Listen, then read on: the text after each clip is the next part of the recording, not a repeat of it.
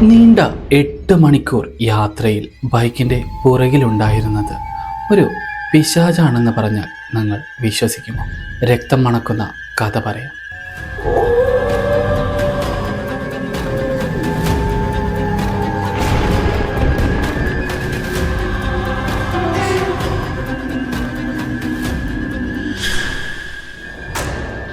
ആദ്യത്തെ ജോലി പോസ്റ്റിംഗ് ലഭിച്ചാണ് അരുൺ കൊടൈക്കനാലിലേക്ക് യാത്ര തിരിച്ചത്. കേരളത്തിൽ നിന്ന് ആയതുകൊണ്ട് തന്നെ ഒരുപാട് ഹെയർ പിന്നുകൾ താണ്ടി വേണം കൊടൈക്കനാലിലേക്ക് എത്താൻ. അതുകൊണ്ട് തന്നെ അവൻ ബൈക്കിൽ യാത്ര പോകാമെന്ന് ചിന്തിച്ചു.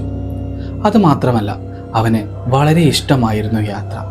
യാത്രകളെ പ്രണയിച്ചിരുന്ന ഒരാൾ കൂടിയായിരുന്നു അരുൺ. അതുകൊണ്ട് തന്നെ തൻ്റെ പ്രിയപ്പെട്ട ബൈക്കുമായി അവൻ യാത്ര തിരിക്കാൻ ആരംഭിച്ചു. അങ്ങനെ അച്ഛനോടും അമ്മയോടും അവൻ യാത്ര പറഞ്ഞ് ആ യാത്രയ്ക്ക് പോവാനൊരുങ്ങി. യാത്രയിലുടനീളം അവൻ്റെ പുതിയ ജോലിയും പുതിയ സ്ഥലങ്ങളെല്ലാം അവൻ സ്വപ്നം കണ്ടായിരുന്നു യാത്ര ചെയ്തിരുന്നത്.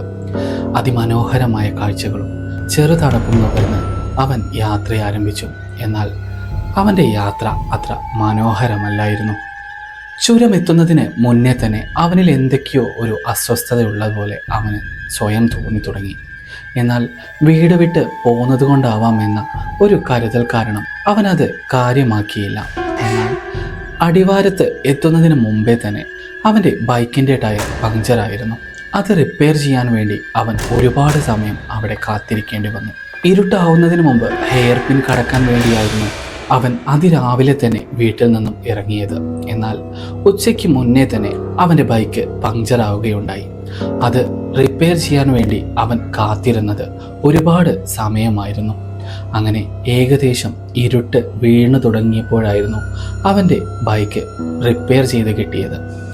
അതിനുശേഷം അല്പം വിശ്രമിച്ചിട്ട് അവൻ യാത്ര തിരിക്കാമെന്ന് കരുതി ആ അടിവാരത്ത് തന്നെ കാത്തിരുന്നു.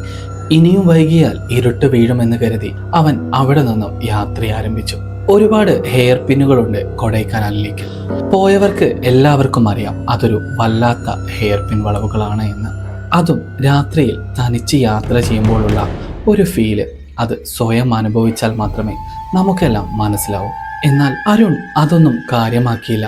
അവൻ്റെ മനസ്സിൽ ആ ജോലിയും അവിടുത്തെ സ്ഥലങ്ങളും മാത്രമേ ഉണ്ടായിരുന്നുള്ളൂ. അങ്ങനെ അവൻ കൊടും കാടിന് നടുവിലൂടെ ആ രാത്രിയിൽ യാത്ര തിരിച്ചു.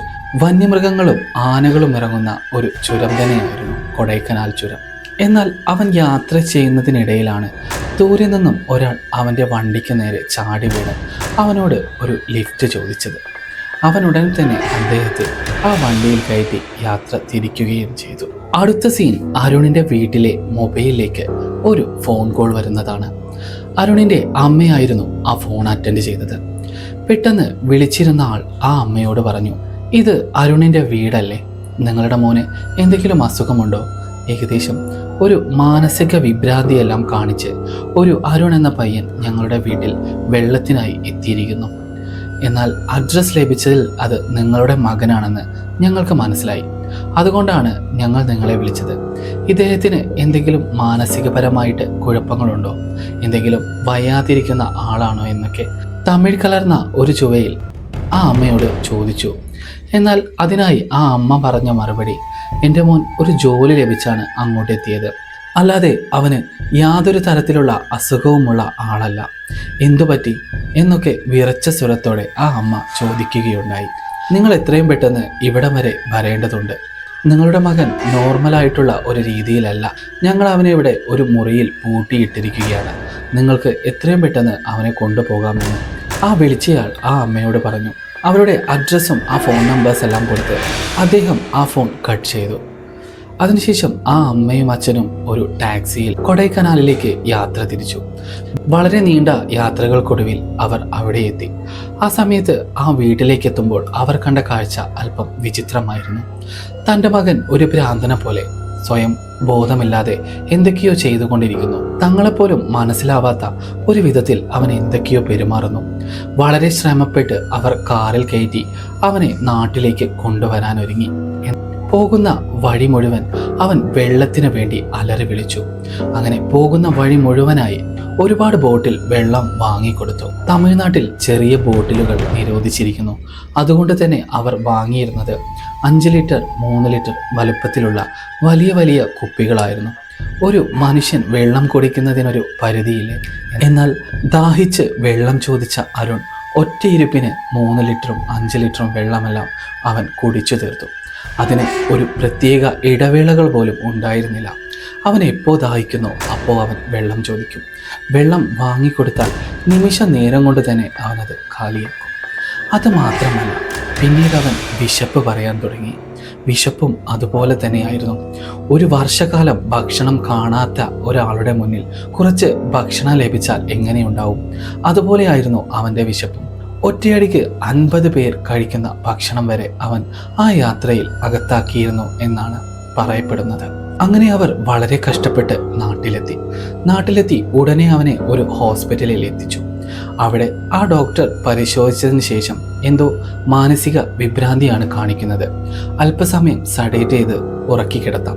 ഉറക്കത്തിനൊടുവിൽ എഴുന്നേൽക്കുമ്പോൾ അവൻ ഉറപ്പായും ഞങ്ങളുടെ പഴയ അരുൺ തന്നെയായിരിക്കും എന്ന് വാക്ക് നൽകി അരുണിനെ സഡേറ്റ് ചെയ്ത് ഉറക്കാൻ കിടത്തി. വളരെ നീണ്ട ഉറക്കത്തിനൊടുവിൽ അരുൺ എഴുന്നേൽക്കുകയുണ്ടായി. പെട്ടെന്ന് അരുൺ അവരോട് ചോദിച്ചു, ഞാൻ എന്താണ് ഇവിടെ? ഞാൻ കൊടൈക്കനാലിലേക്ക് പോയതാണല്ലോ. എൻ്റെ വണ്ടിയിൽ ലിഫ്റ്റ് ഒരാൾ കയറി എന്നൊക്കെ പിച്ചും പേയും പറയുന്നുണ്ടായിരുന്നു. എന്നാലും ആ അമ്മ വളരെ വിശദമായി തന്നെ അരുണിനോട് കാര്യങ്ങൾ ചോദിച്ചു. ആ സമയത്താണ് അരുൺ ഈ കാര്യം പറയുന്നത്. കൊടൈക്കനാലിലെ 20ാമത്തെ ചുരത്തിൽ നിന്നാണ് ഒരാൾ എൻ്റെ വണ്ടിയിൽ കയറിയത്. പിന്നീട് എനിക്കൊന്നും ഓർമ്മയില്ലമ്മേ എന്ന് പറഞ്ഞ് അവൻ തളർന്നു കിടന്നു. എന്നാൽ അരുണിനെന്ത് സംഭവിച്ചതാണെന്നറിയാൻ അവർക്ക് എല്ലാവർക്കും ആകാംക്ഷയുണ്ടായിരുന്നു, പ്രത്യേകിച്ച് അരുണിൻ്റെ സുഹൃത്തുക്കൾക്ക്.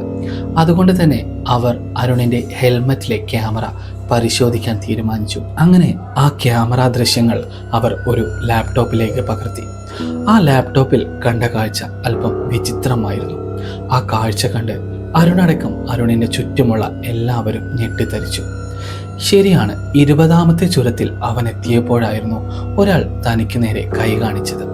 ഉടനെ തന്നെ അയാൾ അരുണിന്റെ പുറകിൽ കയറുകയുണ്ടായി. ആ സമയം മുതൽ അരുണിന്റെ നിയന്ത്രണത്തിലല്ലായിരുന്നു ആ വണ്ടി ഓടിച്ചിരുന്നത്. ഒരു യാന്ത്രികമായി, ഒരു യന്ത്ര മനുഷ്യനെ പോലെയായിരുന്നു അരുൺ ആ വണ്ടി ഓടിച്ചു കൊണ്ടിരുന്നത്. എന്നാൽ പുറകിലിരിക്കുന്ന ആളുടെ മുഖം ഒട്ടും വ്യക്തമായിരുന്നില്ല. എങ്കിലും പലപ്പോഴായി വളവുകളും തിരിവുകളും തിരിയുന്ന സമയത്ത് മുന്നിലെ കണ്ണാടിയിലൂടെ ആ മുഖം അവർ വളരെ വ്യക്തമായി കണ്ടു.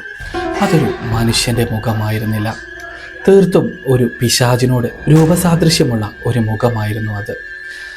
പലപ്പോഴും ഞാൻ പറഞ്ഞു കേട്ടിട്ടുണ്ട്, എനിക്ക് ചുറ്റുമുള്ളവരും പറഞ്ഞു കേട്ടിട്ടുണ്ട്, നമ്മൾ ആരെങ്കിലും തനിച്ച് അർദ്ധരാത്രിയിൽ അസമയത്ത് യാത്ര ചെയ്യുകയാണെങ്കിൽ പിശാചുക്കൾ നമ്മുടെ പുറകെ കൂടാമെന്നും നമ്മളെ കണ്ണുകെട്ടി പലയിടങ്ങളിലും കൊണ്ടിടാമെന്നും പറയപ്പെടാറുണ്ട്. അവരുടെ കാര്യസാധ്യങ്ങൾക്ക് വേണ്ടിയാണ് അവർ നമ്മളെ ഉപയോഗിക്കുന്നത്. അവരുടെ കാര്യസാധ്യം കഴിഞ്ഞാൽ അവർക്ക് നമ്മളെ എവിടെയാണോ ഉപേക്ഷിക്കേണ്ടത് അവരവിടെ ഉപേക്ഷിച്ചിരിക്കും. പക്ഷേ അരുൺ എന്തൊക്കെയോ ഭാഗ്യമുള്ളത് കൊണ്ട് തന്നെ അവൻ രക്ഷപ്പെട്ട് ആ ഒരു വീട്ടിലേക്ക് കയറി ചെല്ലുകയാണ് ഉണ്ടായത്, അതും ദാഹിച്ചു വലഞ്ഞ്. അതിനുശേഷം കുറേ സമയം അവൻ്റെ ശരീരത്തിലും അവൻ്റെ ഓർമ്മകളെ മായ്ക്കാനും വേണ്ടി ആ പിശാച് കാണിച്ചു കൂട്ടിയതായിരുന്നു ആ വിചിത്രമായ കാര്യങ്ങൾ മുഴുവൻ. ഈ കഥകളൊക്കെ കേട്ടതിന് ശേഷം അരുണിന് വല്ലാത്ത തരം ഭയം തോന്നി. വീണ്ടും ഒരിക്കൽ കൂടി ആ ജോലിയിൽ പ്രവേശിക്കാൻ വേണ്ടി അരുൺ യാത്ര തിരിക്കാൻ ആരംഭിച്ചിരുന്നു. എന്നാൽ അന്ന് അരുൺ പോയത് തനിച്ചായിരുന്നില്ല. അരുണിൻ്റെ പാരൻസും അവൻ്റെ കൂടെ പോയിരുന്നു. ഇത് ഒരു ഫോളോവർ പറഞ്ഞു തന്ന കഥയാണ്. ഇത് അദ്ദേഹം അനുഭവിച്ച ഒരു കഥയും കൂടെയാണ്. ഇത് പറഞ്ഞപ്പോൾ എനിക്ക് വളരെ അത്ഭുതം തോന്നി. കാരണം ഞാൻ പല കഥകളിലായി വായിച്ച ഒരു കാര്യമായിരുന്നു പിശാചുക്കൾ കണ്ണുകെട്ടി അവരുടെ നിയന്ത്രണത്തിലാക്കുമെന്ന്. അതുമൂലം അവർ അവരുടെ എല്ലാ കാര്യങ്ങളും സാധിച്ച് നമ്മളെ പെരുവഴിയിൽ ഉപേക്ഷിക്കുമെന്നും കേട്ടിട്ടുണ്ട്. ചിലപ്പോൾ ചില പിശാചുക്കൾ അങ്ങനെയുള്ളവരെ വല്ല കുഴിയിലോ കൊക്കയിലോ കൊണ്ടിടാറുണ്ടെന്നും കേട്ടിട്ടുണ്ട്. ഇതുപോലുള്ള വ്യത്യസ്തമായ കഥകൾ കേൾക്കാൻ നിങ്ങൾക്ക് ഇഷ്ടമാണെങ്കിൽ നിങ്ങൾക്ക് കൂടെ കൂടാം. മരിച്ചിട്ടും കാത്തിരിക്കുന്നവരെ കുറിച്ചുള്ള കഥകൾ കേൾക്കാൻ നിങ്ങൾക്ക് ഇഷ്ടമാണെങ്കിൽ ഈ ചാനൽ സബ്സ്ക്രൈബ് ചെയ്ത് നിങ്ങൾക്ക് കൂടെ കൂടാവുന്നതാണ്.